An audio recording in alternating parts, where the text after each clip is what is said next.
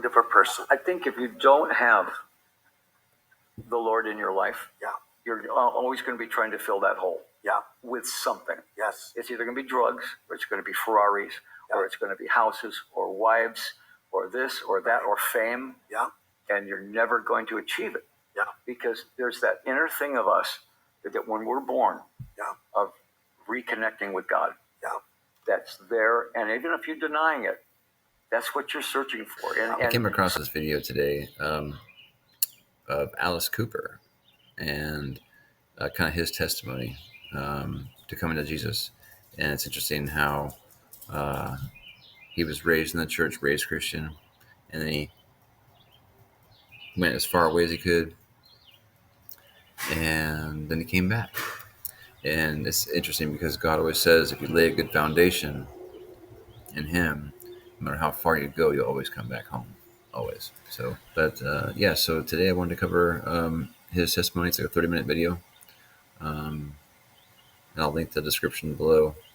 All credit to TBN for this coverage, but it's from last year, but it's a cool testimony, and from Alice Cooper, of all people. So, let's get into it. Check it out.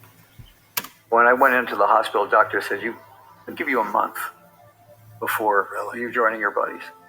Because, you just can't treat your body like that. And on top of it, I'm touring. So it's a constant flow, constant energy, constant this, constant party. And that sounds like fun, a constant party.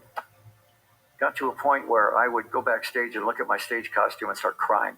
Because I knew what I had to do to get into that costume to perform was now depression. And I'm sitting there going, this is it? You were the #1 rock star in the world. And it started with your first hit, 18.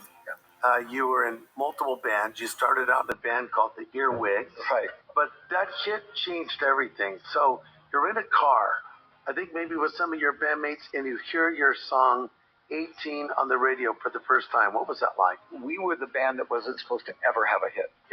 We were the notorious Alice Cooper band. We were the outlaws.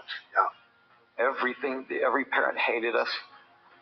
And that was good for business, wasn't it? It was. We didn't necessarily do it that way. We just ended up being that. And we did a song called I'm 18. I'm 18 and I like it, right? That was almost a punk anthem. Having no idea that was going to be a hit single. And we're driving along, and all of a sudden we hear, pick hit this week on CKLW, and 18 comes on. Could you imagine being 18 and hearing your own song on the radio? That's crazy. The car. We had never heard any of our records ever on the radio before. And we're sitting there listening to it, and we're all looking at each other, just laughing, going, what a mistake they just made, Then I heard it 2 hours later, and then you hear it again 2 hours later. And then you realize it's not just a big hit, it's on the charts. And you're sitting there between the Rolling Stones and Simon and Garfunkel, and there's your song. And to the business part of rock and roll, that gets the attention of the money guys. The worst thing you could do to a band like Alice Cooper, as notorious we were, is give us a hit. Because now you have to deal with us. And everybody gets one for once in a while. I get a lucky home run once in a while. Second one came out, was a bigger hit. Third one came out, was a bigger hit. So all of a sudden now, we didn't chase the charts. We didn't say we got to write a song that's going to be on the charts. We got that song on, and now the charts was looking at us. And we were in that golden age where Bob Ezrin, our producer, knew how to take our songs and make them into hits. When you realized you needed Jesus, and you were raised as a Christian. Oh, I was the prodigal son. Home. I grew up, all my friends were Christian kids. I was in church Friday night, Wednesday night, Sunday, all day Sunday. And we grew up together playing baseball and doing everything you could possibly do.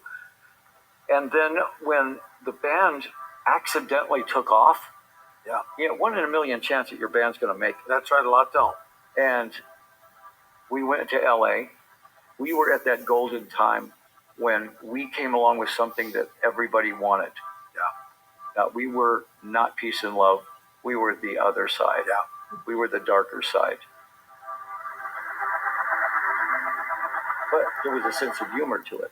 Yes. And people started getting the sense of humor that this dark vaudeville was pretty funny.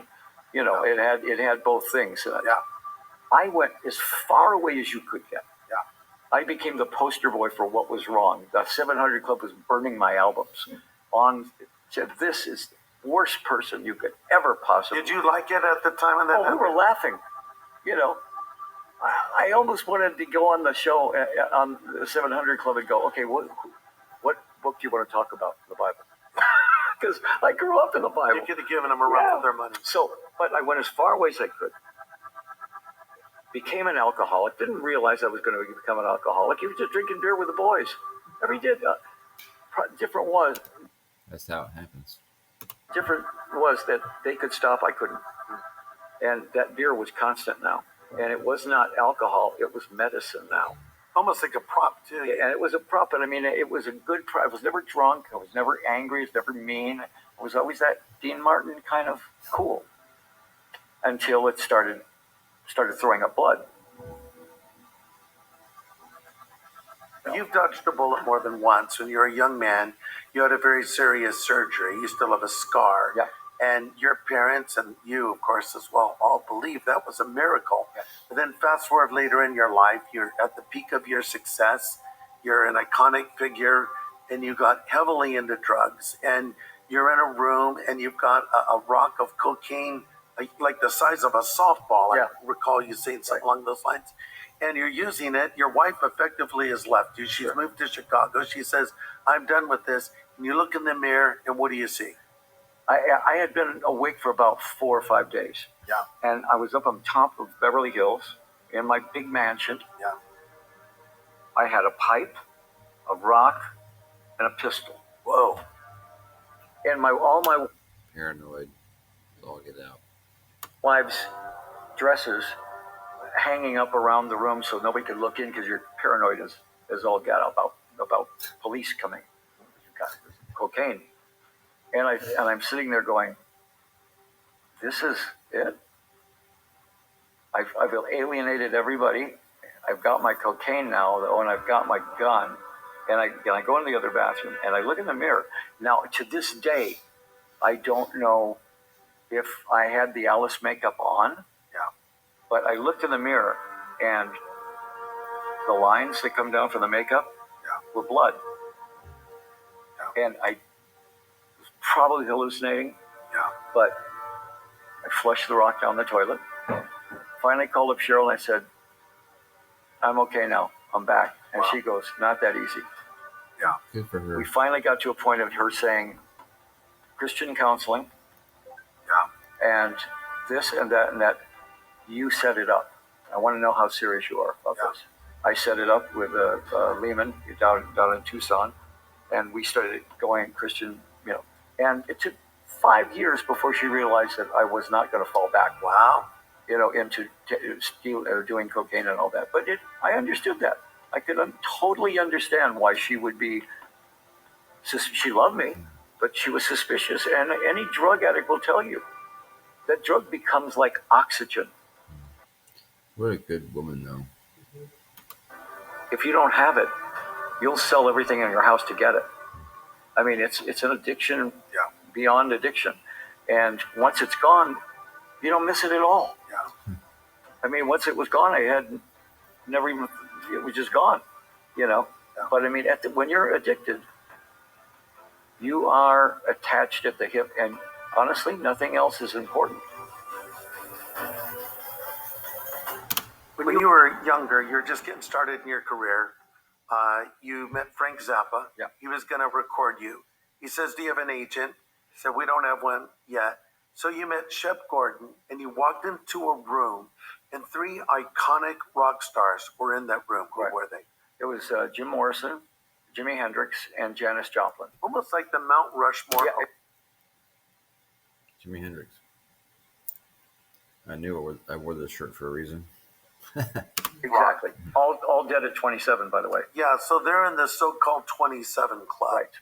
And now, and since then, of course, Amy Winehouse has joined that so-called club. There's Brian about Jones, 20 of them. Yeah, there are. Brian Yeah. Jones from the Stones and Kurt Cobain, all tragically dead at the age of 27. But you walk into This might be another video for another time, but it's interesting that all these guys die at age 27. And so I think that need to do a video, possibly, on those who sold their souls to the devil who died at 27. Let me know what you think in the comments.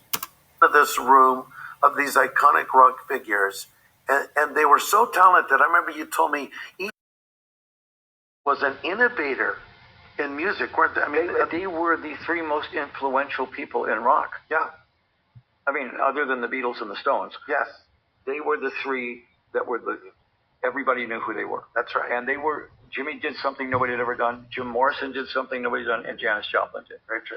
So there they were, the most creative people in the building. Nobody knew at that point they were going to be dead at 27. And maybe it was that whole James Dean live fast, die young, and have a good-looking corpse. But that was kind of the attitude. Right. Nobody wanted to get to 30. Yeah. When I hit 30, I went, I'm washed up. Yeah. Nobody ever thought past 30. No. Because you went, oh my gosh, what am I going to do when I'm 30? Yeah. My perspective as a fan, I'm a few years younger than you, not that many, but, I grew up listening to all this music, admired all these people. So in a short period of time, around 1970, the Beatles break up. All these rock icons die. I was using drugs at that time. I was smoking a lot of weed, using LSD. And in my mind, to me, it was like, this era is over. This is all empty. And that sent me on a search. Yeah.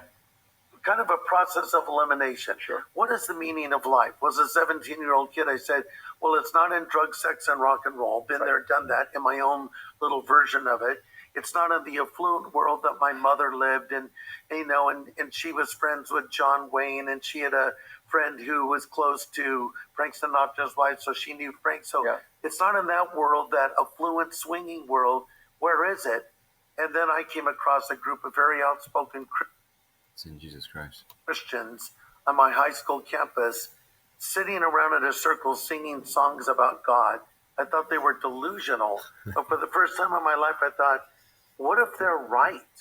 Yeah. So let's talk about the Hollywood Vampires. So it was a Harry drinking Nilsson, club.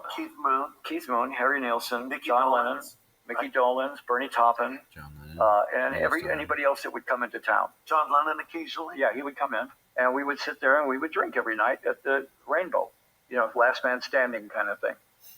And when that kind of broke up, because we went back out on tour, half of them were dead. And still, we went right on because I was in control of this drinking. At least I thought I was, until I realized I really wasn't in control. It was now medicine, and I didn't even like the taste of it anymore. But I had to have it. I woke up one morning, threw up blood, and Cheryl goes, "Party's over." And I was in an institute, to stop. And you know what? After 2 days, I felt great. But I kept going. When I get out of here, I'm going to go back to my thing, and it's going to be everywhere. I came out of there, never once had a fallback, never fell back on alcohol, never fell back on drugs. 39 years, 38 years. So God literally took it away from me. So you don't describe it as you were cured. You say you were healed. Yeah, people would say, well, you're a cured alcoholic. And I go, no, I was a healed alcoholic. What's the difference? Well, God took it away from me. Even the doctor said, Amen. It's impossible that you don't at least fall Nothing's impossible for God. off the wagon 3 or 4 times because you're the classic alcoholic. And I said, what you don't understand is that God took it away from me. I said, it's a miracle. After a while, though, they went, you know what? God took it away from you. Because they said, everything about your life should be deception. That's what an alcoholic and a drug addict does. They put on this air that they're cured, but back here they're doing this and they're doing that. That never happened. And so even the doctors were going, miracle. You're a 1 in a million case. And I went, well, God works like that. I think people are really surprised to hear that a lot of people don't know that you believe in Jesus Christ. It still comes as a surprise to people. And yet, not only do you believe, but you have a strong faith in Him. You've established a center for young people called Solid Rock, where you're trying to really help turn people, get their lives turned around, turn them toward God. You don't hide this in any way. So, who is Jesus Christ to you? He's the core of everything. He's life itself. He's the light.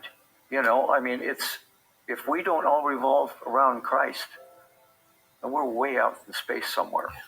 He draws you in. He's the light. You're drawn to that light. And it's nothing you can explain in words. It's something that happens to your heart where all of a sudden you realize who this is. And you realize, oh my gosh, I'm not worthy of this. Talk about I'm not worthy. Yeah, I'm not worthy. We are not worthy.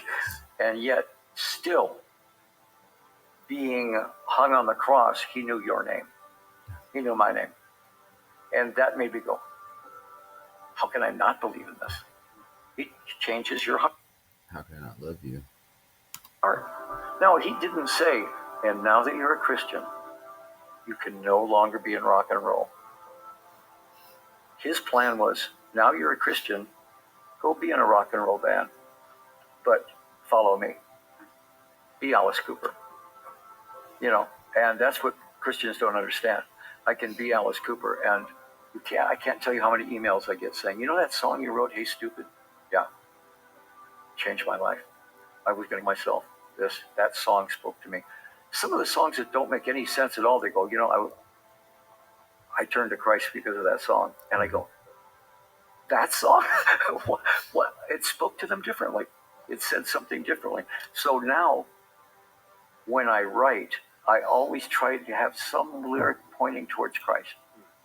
At one point, we did an album called Brutal Planet and Dragon Town. And what it was talking about was, it was a heavy metal album.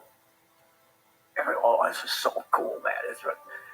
And then Christian kids started listening to it and going, this is a Christian album. It's talking about how this is a brutal planet. And Dragon Town is the result of it. If you get one shot, you don't get another chance. If you end up in Dragon Town, there's no way out. But Brutal Planet's pointing out all the things that point to Christ. The horrible things, but the things also that point to Christ. That album and The Last Temptation, which was another album about that, it was written sort of like Something Wicked This Way Comes. The circus comes to town, the kid goes to the circus, and they try everything to get him to join the circus. Right? And at the end, he doesn't. Right? They were being sold in Christian bookstores. And my record company couldn't figure out why. They're going, why are we selling records in Christian bookstores? Because it was Christian albums. 2 or 3 of my songs were used like in choirs. A song like I Am Made of You, Salvation. There's on these stories, a murder mystery, but there's a song called Salvation. How the murderer is going, is there any chance for salvation? That's the song that you did all these horrible things, but yeah, there is a chance for salvation. It's an amazing thing that, people chase after these things. Young people today, a poll was taken among them, and they said, what do you want more than anything else? And they said to be rich and famous. And Andy Warhol, who you knew, once made his statement, it's attributed to him at least. Yeah. One day everyone will be famous for 15 minutes, right. Something along those lines. Like and today, that literally is true for some people. Yeah. Suddenly you're famous online because you posted this video that went viral. You become a so-called influencer. And this is their whole goal in life, chasing after fame. But look, you've been there. You've done that. You've bought the T-shirt. In fact, you've been the T-shirt. And you're saying that what you're really looking for is God. Am I hearing you right? If that's not your final goal, and that should be the most important goal, right? Everything else is secondary. Everything else is thirdary. I always said this before, and a lot of people don't like the statement. But if I were going to put what's important to me in order, Alice Cooper would be about fifth. Yeah. Once you've answered that knock, Yeah. and once you've committed to that, and once you start realizing how merciful that we've been treated, and and how much grace we've been given. You said there's like Alice Cooper on your list is like fourth down on the list. What's number 1, 2, 3? I think your relationship with Christ is the number one thing. Of course, your family. My family are all Christian.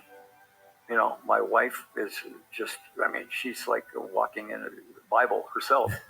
And yet she plays Mademoiselle Guillotine on stage, and she plays all these characters. The kids are all in show business, but they're all Christians. So when people say to you, they say, "Well, who are you?" I go, "Well, first, I'm a child of God. Second of all, I'm in a rock band. It's not I'm Alice Cooper, the rock singer, and I'm a Christian. The priority is that I'm a child of God. Oh, and then I'm a rock singer, and I do this, and I'm a father, and I'm a husband. So in that order, I think is really who you are. Do you think when you're young and you're hungry, like you're a young rock star, you're in your band, the Spiders, then you become Alice Cooper, you're climbing your way up. And then when you get there, then you go to the stage 2 and stage 3. And in your case, you become iconic. You're still iconic. You walk into a room, you told me you walked through an airport, people say, we're not worthy because it was in Wayne's World, and they think they're the first people that did it, Right. when in fact, it happens to you all the time. Right. But, when you get to whatever stage that is, do you think that for some of these people who start abusing drugs or even take their own life, is it because they get to the top and they realize there's nothing there? Maybe when they thought it would be there, it keeps them going, but when they get there and they don't find it, is that why they check out? What do you think happens in the mind of a person? I think if you don't have the Lord in your life, Yeah. you're always going to be trying to fill that hole. Yeah. With something. Yes. It's either going to be drugs, or it's going to be Ferraris, or it's going to be houses, or wives, or this, or that, or fame. Yeah. And you're never going to achieve it. Yeah. Because there's that inner thing of us that when we're born, Yeah. of reconnecting with God, Yeah. that's there. And even if you're denying it, that's what you're searching for. And so they'll go to, the new fad is this. I'm going to go be now a Buddhist. Yeah. I'm now going to be a vegetarian goat yoga person. Yes. I'm going to be this. And they go through everything and still don't find it. And the last place they look is the Lord. That's right. And it should be your first. Should be your first place you look. Why do you think it is? Well, I think because once you say, God, you're my God, you're my Savior, now you have to answer to Him. Yes. People do not want to give up their God self. Yeah. The self that they control. I control my life. Right. Even people go to church. I go to church. Okay, yeah, but you haven't given yourself. Yeah. You haven't given yourself fully. And that's where the fulfillment comes from. Yeah. You can't explain that to somebody that's not searching. If you put anybody and say, here's the biggest mansion on the planet, you can have anything you want. You can have drugs, you can have alcohol, you can have women, food, but you can't leave the mansion. It's a prison. At a point, you'll find you'll either eat yourself to death, you'll drug yourself to death, you'll do something because it's not natural to be in prison. Yeah. And that's everybody that was in that position ended up dying, way before their time.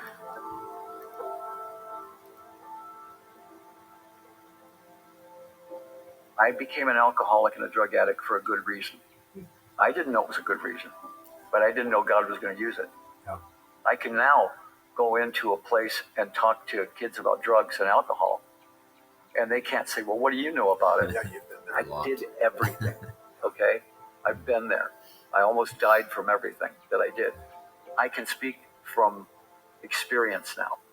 I think God used my alcoholism and my drug addiction and said, yeah, you're going to go through this, but it's going to be something I can use later. And I sit there and I go, I have no idea why you let me live. Yes. Except for this fact that I can talk about it now and I can give Him all the credit. Our setback can turn into a setup. and God can use it, and you speak from experience. I mean, the Apostle Paul was a brilliant orator and communicator, but in almost every time he spoke, he just told a story. Yeah. And there's power in a story, and you have one of the most amazing stories I've ever heard. So maybe there's a young person right now watching, and they're almost where you were, or maybe they are where you were when you were in that room and you had the dresses up, blocking out the windows, and you're at the end. You've got a rock of cocaine, you've got a gun, and what would you say to that person right there? Here's what you need to do. For one thing, I don't know one drug addict that ever said, "What a great idea." I don't know one alcoholic or one in rock and roll or in movies or anybody you've ever heard of that said, "Good idea." It's the most unfulfilling thing there is. And yet, Satan uses it pretty well because it's a thrill. What do you got? What do you got to lose? Here's a thrill. I would say to him, and kids are smarter now than they used to be. Unfortunately, their world is more dangerous now. When we were kids, if you got in a fight, you got a black eye, bloody nose, and next day, a little respect. Now, somebody might drive by your house with a machine gun. When we were kids, if you got in trouble with a girl, you got a penicillin shot. Now you die. The ante's up on everything. So these kids have got to be smarter. And I think kids can look at our drug problems and go, I don't really want to get involved in that. My thing I would say to them is when you hear that knocking at the door, answer the door. If the Lord is knocking at your door, answer it. It's the best thing that you could ever do. And you can avoid all this insanity, I think Jesus summed it up perfectly when he said the thief, speaking of Satan, comes to steal, kill, and destroy. But I have come that you might have life and that more abundantly. The Lord says in Scripture, behold, I set before you life and death, blessings or curses. Choose whom you will serve. So it's a choice. But then I love how that verse goes on to say, choose life. So it's almost like the Lord saying, okay, here's a test. Here's the correct answer on the test. Make this choice. But it's up to us, isn't it? He's not going to force us to believe. You didn't have to turn back to the Lord. You could have continued on that course, and quite frankly, you could have been another tragic rock and roll story. I was as close as anybody ever came. Yeah. When I went into the hospital, the doctor said, I'll give you a month before you're joining your buddies. Wow. Because, you just can't treat your body like that. And on top of it, I'm touring. So it's a constant flow, constant energy, constant this, constant party. And that sounds like fun, a constant party. Got to a point where I would go backstage and look at my stage costume and start crying because I knew what I had to do to get into that costume to perform was now depression. It wasn't fun like it used to be. And it wasn't because of the Alice character. Alice was not the villain. Alice wasn't the problem. I was the problem. Alice was kind of the relief because Alice didn't drink on stage. Alice didn't do drugs on stage. I was the one that was, Dr. Jekyll was the problem, not Mr. Hyde. And really, the only cure I had was Jesus. And the fact that I can still go out and play the character, and I can still go out and do the shows, and have fun doing it, and know that I'm still helping people out in a way. People that you can look at it and say, wow, I get letters like this. If you can stop drinking, well, I can. So God made me that exception, where he said, you are going to be known for this, and then you're not going to do it anymore. People will look at that and go, wow, there's hope. I can come out of this. But there comes that point in your life where when you're lying in bed somewhere in Wichita on a tour bus, where you go, what is this about? Is this really it? Is this all there is? There's that song, Is That All There Is? It can't be.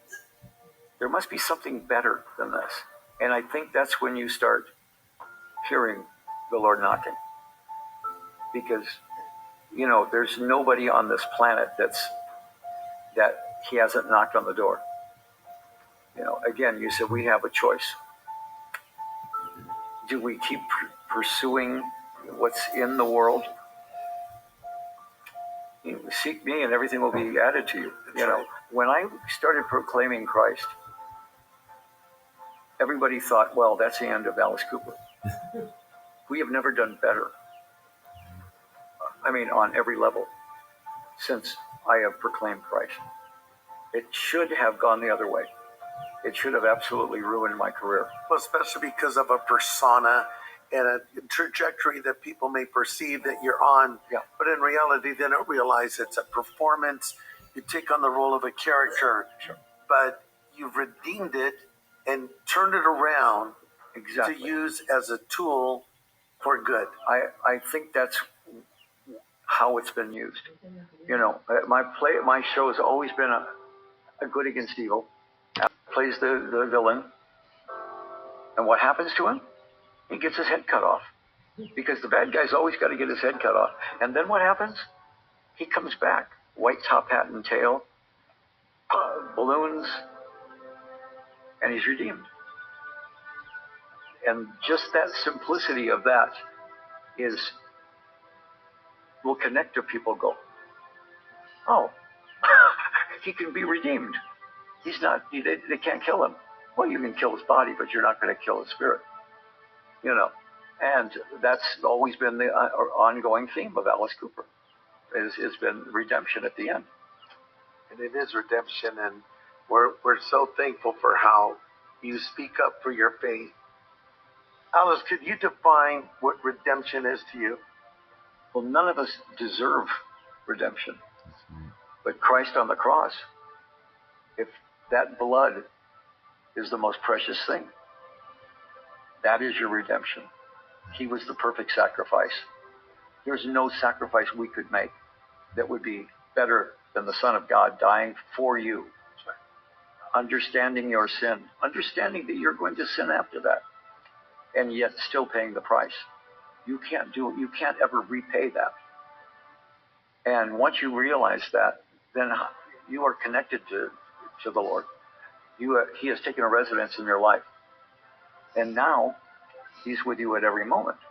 So redemption is giving into that and saying, Lord, you're right. Here I am. Exactly. When Jesus died on the cross, he said, it is finished. It was a complete payment. It wasn't like, here's a down payment. We'll work out the rest later. A complete payment. And the word finished is interesting. It comes from a single word, tetelestai, which means it's completed, it's accomplished, it's done. Yes. You know, like the old song says, Jesus paid it all. Yeah. All to him I owe. Yeah, that's true. There's no way of repaying God back. That's pretty powerful stuff. Know what you guys think, and just let it be a reminder to all y'all that no matter what path you're on, no matter how far you think, how gone you think you are, God's always calling you back. So, love y'all. God bless. Take care of one another.